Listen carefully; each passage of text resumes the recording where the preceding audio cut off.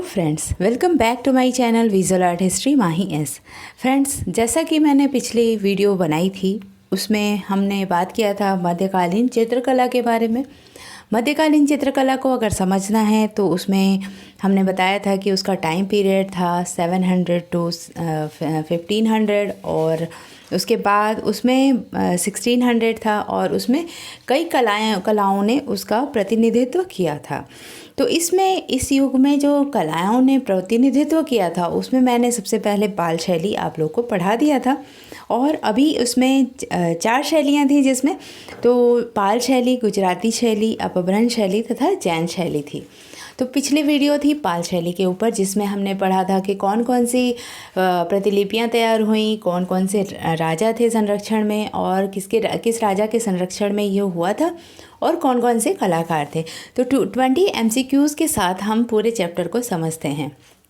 इस वाले चैप्टर में भी यही होगा। मॉक टेस्ट है 27 नंबर का और शैली है गुजराती शैली।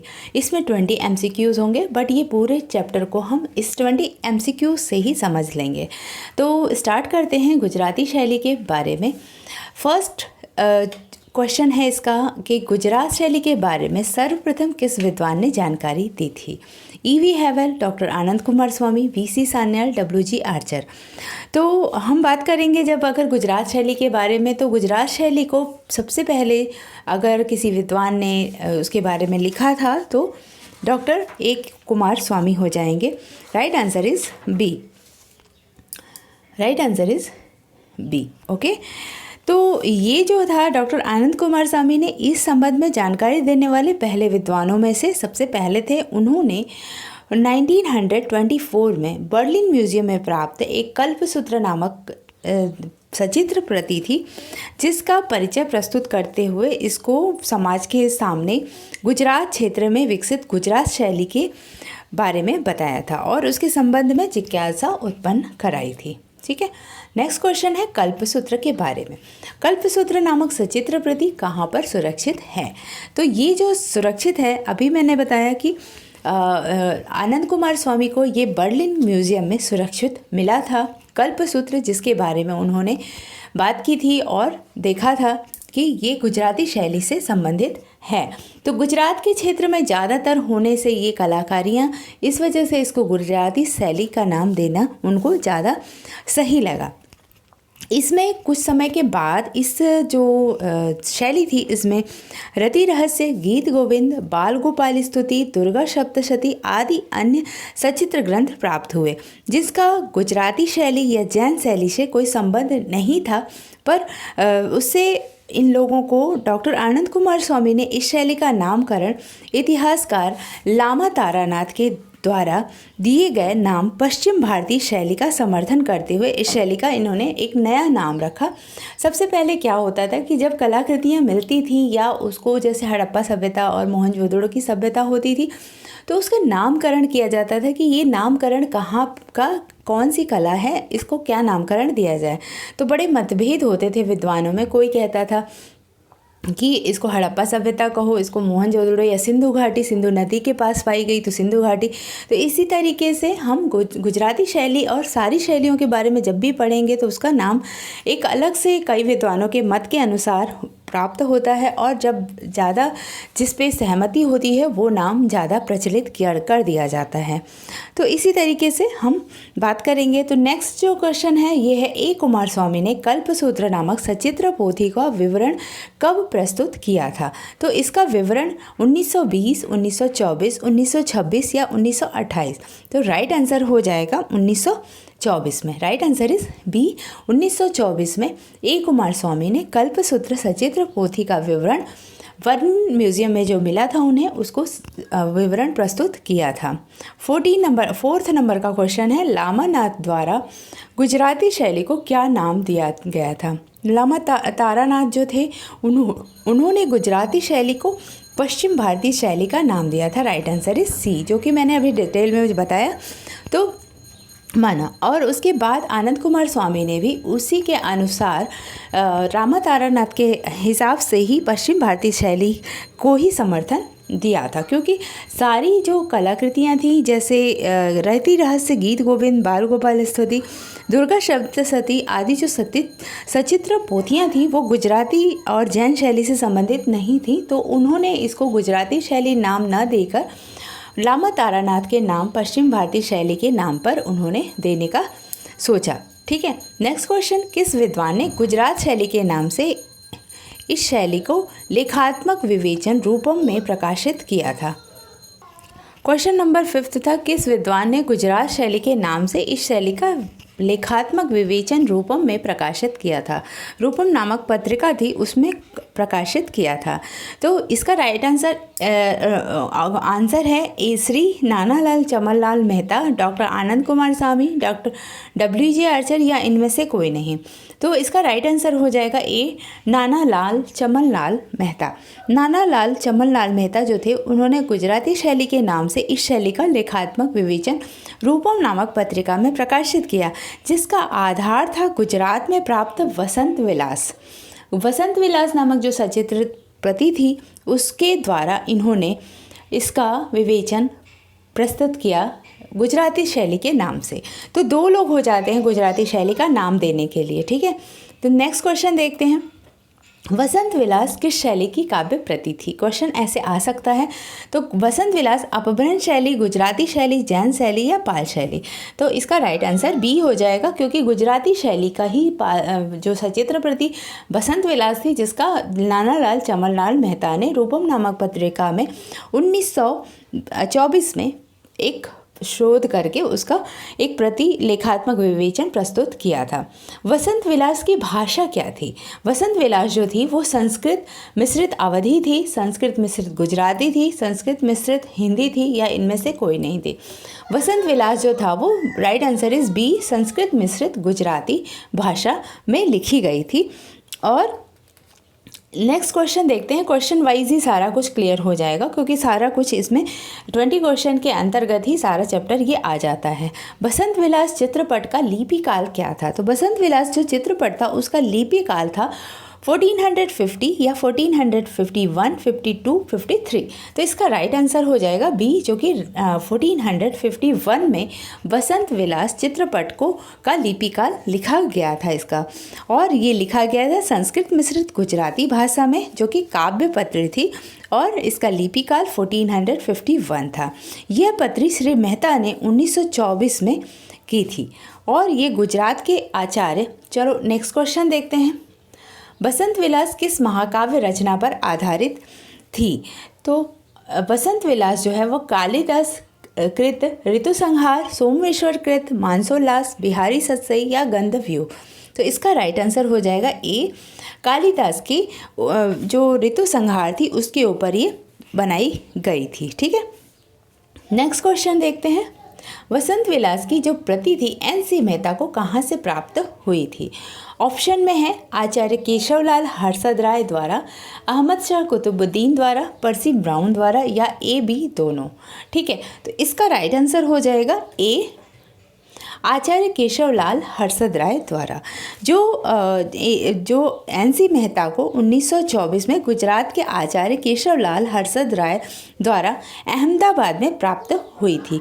गुजरात के शासक जो अहमद शाह कुतुबुद्दीन थे उनके समय की है। तो यहाँ पर अहमद शाह कुतुबुद्दीन द्वारा नहीं प्राप्त हुई थी, बट उनके समय की थी। इस वजह से मैंने ये नाम भी डाल दिया कि इस वजह से आपको ये चीज़ें याद करने में ईजी रहेगा कि अहमद शाह कुतुबुद्दीन के समय काल में बनी थी ये, आचार्य केशवलाल हर्षद राय के द्वारा उनको NC मेहता को प्राप्त हुई थी, पर टाइम पीरियड था अहमद शाह कुतुबुद्दीन का समय। और इसकी संप्रति वाशिंगटन, इसके नेक्स्ट क्वेश्चन में हम बात करेंगे। पहले मैं बता देती हूँ, तो फिर आप लोगों को लर्न करने में थोड़ा प्रॉब्लम होगी, क्योंकि आप लोग कंफ्यूज हो जाएंगे। बसंत विलास कपड़े पर लिखी गई पट्टी है, जो कि कितने चित्र उसमें अंकित हैं? तो इसमें बहुत सारे चित्र पाए गए थे वसंत विलास में। इसके जो चित्र थे वो 80 थे या 79, 470 या 69। तो इसके राइट आंसर हो जाएगा बी, क्योंकि 79 चित्र थे, 79 चित्र इसमें अंकित किए गए थे। ये एक नेक्स्ट क्वेश्चन है, वसंत विलास में किस ऋतु का वर्णन किया गया है? जो वसंत विलास था उसमें कालिदास का महान काव्य रचना ऋतुसंहार पर आधारित था, और जिसकी काव्य कथा में पति और पत्नी का प्रेम प्रसंग दिखाया गया है, क्योंकि इसमें ये सभी चित्र जैन धर्म के सिद्धांतों के विरुद्ध हैं और गुजरात में मिले हैं। अतः मेहता जी ने इसे गुजराती शैली के नाम से पुकारना उचित समझा था। तो इसमें जो था फाल्गुन ऋतु, माघ ऋतु, शीत ऋतु या वर्षा ऋतु, वसंत विलास में किस ऋतु का वर्णन हुआ है? तो इसमें जो राइट आंसर हो जाएगा वो फाल्गुन ऋतु, क्योंकि वसंत जो होता है फाल्गुन के आसपास का होता है, या वसंत फाल्गुन को ही कहते हैं। तो वसंत विलास में जो उन्होंने कालिदास ने अपने जो ऋतु संहार नामक रचना थी उसको फाल्गुन ऋतु का उन्होंने वर्णन किया हुआ है इसमें। ठीक है, नेक्स्ट क्वेश्चन देखते हैं। वसंत विलास किस प्रकार की सचित्र प्रति थी? तो यहाँ पर ऑप्शन में है जन्मपत्री नुमा, कुंडली नुमा, पोथी नुमा या ए बी दोनों। वसंत विलास जो है वो जन्मपत्री नुमा और कुंडली नुमा दोनों है, क्योंकि जो उसको लिखा गया है एक तरह से वो रोल करके कपड़े की है और बहुत ही लंबी है, जिसकी लंबाई है 436 इंचेस और चौड़ाई है 9.15 इंच। तो आप समझ सकते हैं कि 436 इंच अगर कोई चीज़ होगी तो उसको ऐसे रखना तो इजी होगा ही नहीं। दोनों कॉर्नर पे उसमें पहले के ज़माने में लकड़ी से या वुडन रोल से एक रैप कर दिया जाता था और एक कॉर्नर से रैप करते करते दूसरे कॉर्नर को रैप करके पहुंचाते थे। तो वो क्या कुंडली के जैसे बन जाती थी, जो कि ऐसे ऐसे ऐसे ऐसे रोल करके बन जाती थी।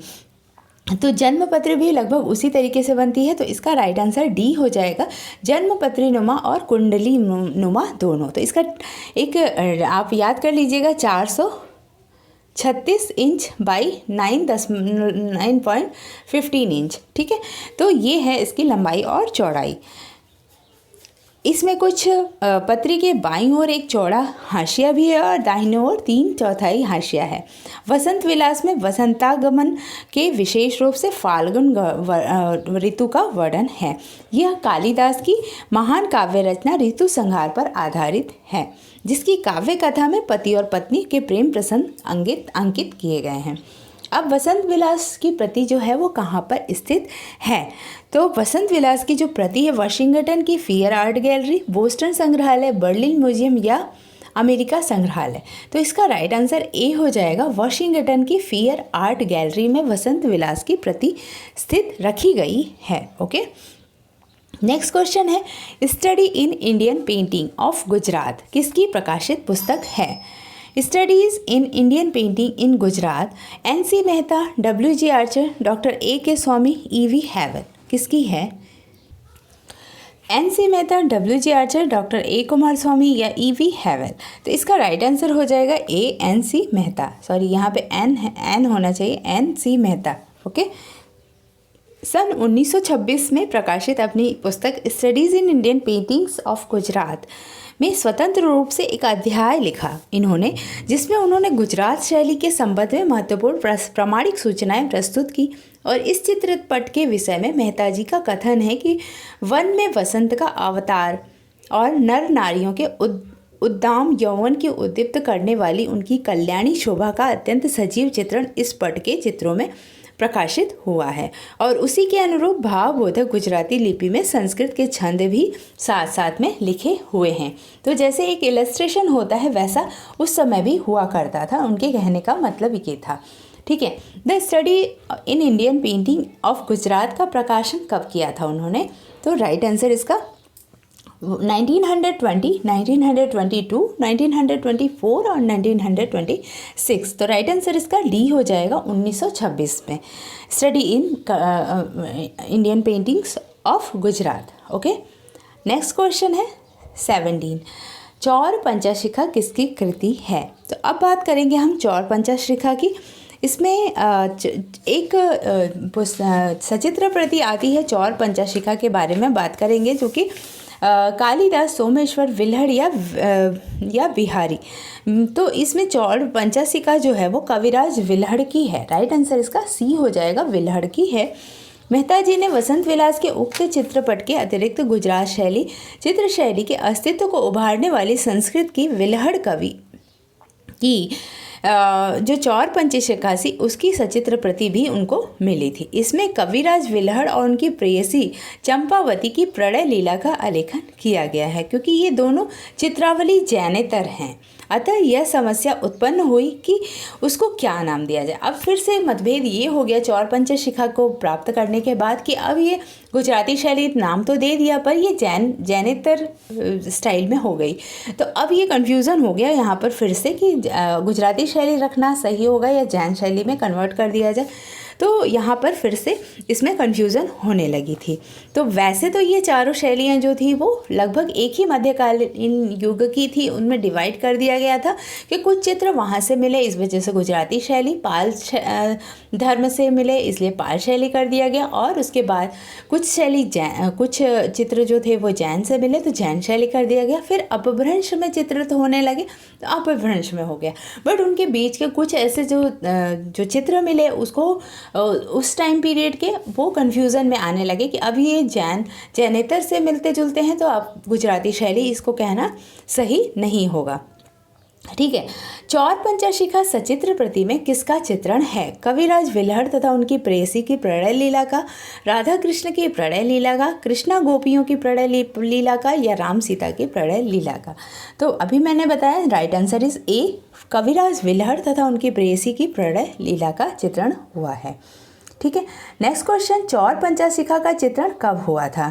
तो चौर पंचशिखा का जो चित्रण हुआ था वो संस्कृत कवि विलहड़ ने 11वीं शताब्दी में किया था। तो यहाँ पर 10वीं, 11वीं, 12वीं, 13वीं दिया है, तो इसका राइट आंसर बी हो जाएगा। 11वीं शताब्दी में इसका चित्रण हुआ था। ठीक है, जैसे कि हमने बताया कि ये कविराज विलहड़ की प्रेयसी चंपावती और उनकी प्रणय लीला का आलेखन है और ये जैनेतर होने लगा। तो अब ये समस्या उत्पन्न हो गई कि इसे क्या नाम दिया जाए, क्योंकि इस शैली में जितने भी चित्र प्रकाश में आए वे सभी प्रायः जैन ग्रंथों पर आधारित थे। फिर भी उन्होंने गुर्जर चित्र शैली के नाम से अभिहित किया और उन्हें मुगल चित्र शैली के पूर्वकालीन भारत की चित्रकला के विशुद्ध रूप स्वीकार किया था। मुगलकालीन चित्रकला अभी स्टार्ट नहीं हुई थी, इस वजह से उसके पूर्वोत्तर की कला कहा जाने लगा था। इस प्रकार गुजरात चित्र शैली जो थी वो प्रति विद्वान के कलाविद की उत्तरोत्तर जिज्ञासा बढ़ती गई और धीरे धीरे कई कलाकारों ने और कई राइटरों ने जैसे श्री डी.वी. रोमसन जो थे वो उन्होंने 1926 में रूपम नामक पत्रिका में एक लेख द्वारा एलोरा की गुफाओं की भित्ति चित्रों का बारीकी से विवेचन किया और उन्हें 8वीं और 9वीं शताब्दी का रचा बताया। उसी के साथ श्वेतांबरी जैन ग्रंथों का उल्लेखित लघु कथाओं की तुलना करते हुए यह सिद्ध किया कि जैन ग्रंथों में गुजराती चित्रों के पूर्व रूप हैं। ठीक है, तो ये एक यहाँ पर जो विद्वान थे डॉक्टर डी.वी. रोमसन, आप इसको भी एक बार पढ़ लीजिएगा। Doctor DV. रोमसन जो थे उन्होंने कई चीज़ों का शोध किया, जैसे कि एलोरा के चित्रों का और उसका टाइम पीरियड जैसे देखा उन्होंने, तो एलोरा में जैन मूर्तियाँ बनी हैं।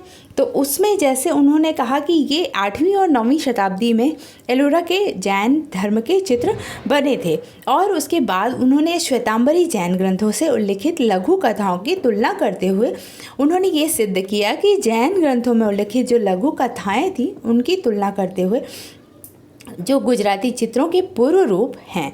तो एलोरा की इस परंपरा में गुजराती शैली के ताड़पत्री और कागज की पोथियों के तथा यदा कदा कहीं कास्ट निर्मित दफ्तियों पर अंकित चित्रों में रूप का विकास पाया गया है। तो इन चित्रों में दर्शित जो कर्ण, आँखें, नुकीली नासिका एलोरा की भित्ति चित्रों से की स्मरण दिलाती हैं। तो ये जो हम मान सकते हैं कि अब यहाँ पर जो थोड़ा सा कंक्लूज़न निकला कि जैन शैली जब आने वाली थी उसके पूर्व जो शैली थी वो जैन शैली से, तो गुजराती शैली से पूर्व जो स्टार्ट होने वाली थी जैन, तो जैन शैली का पुट उसमें मिलने लगा था। ठीक है, तो इस तरीके से हम थोड़ा सा कंक्लूज़न के द्वारा आते हैं कि पाल शैली के बाद गुजराती शैली, फिर जैन शैली।